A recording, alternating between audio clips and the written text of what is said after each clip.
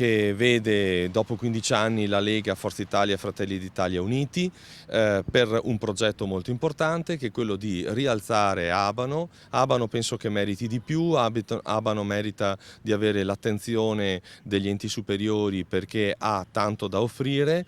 Valorizzare il bacino termale, creare occupazione e riportare Abano al centro delle scelte della politica parte da qui la campagna elettorale di Andrea Cosentino, il candidato di centrodestra che riunisce Lega Nord, Forza Italia, Fratelli d'Italia e Indipendenza Noi Veneto.